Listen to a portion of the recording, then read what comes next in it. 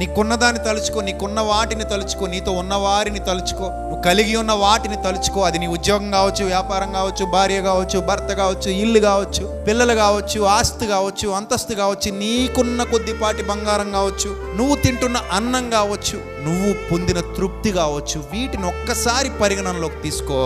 On the స్పాట్లో చాలా చాలా చాలా హ్యాపీగా ఉంటావు. కొత్తది రావాలి, అప్పుడే ఆనందం కావాలి, అప్పుడే నాకు ఆనందం వస్తుంది అని నువ్వు అనుకుంటే, ఎండాకాలంలో తారు రోడ్డు మీద నిలబడి చూస్తుంటే దూరంగా ఏం కనబడతాయి? నీళ్ళు కనబడతాయి. బాటిల్ తీసుకుని పరిగెత్తు, నీళ్ళు అక్కడికి వెళ్ళాక మాయమై మళ్ళీ ఇంకొంత దూరంలో ఉన్నాను రా అంటాయి. మళ్ళీ బాటిల్ తీసుకుని పరిగెత్తు. సాధారణంగా ఎడారిలో చాలా మంది ఫేస్ చేస్తారు, అందుకే ఎండమావులు అని పేరు వచ్చింది. వాటర్ ఉందని పిచ్చివాళ్ళ పరిగెత్తారట ఇసుకలో, కానీ అది వాటర్ కాదట, కళ్ళకు ఎండ వల్ల కలిగినటువంటి భ్రమ.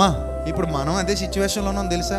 భ్రమలు ఎన్ని ఉన్నాయో మనకి. ఆ భ్రమల్లో తిరుగుతా తిరుగుతా ఇది కాదని అది, అది కాదని ఇది, ఇది కాదని ఇంకొకటి, అక్కడ వెతుకుతాం, ఇక్కడ వెతుకుతాం, ఇంకో చోట వెతుకుతాం, ఇంకో చోట వెతుకుతాం. యేసు ప్రభు మాట వదిలేస్తాం. ఆయన ఏమంటాడు? అరే నాయన, నీకు కలిగిన వాటితో తృప్తి పొంది ఉండరా, నీకున్నవి చాలా మందికి లేవురా బిడ్డ, నీకు చాలా ఉందిరా.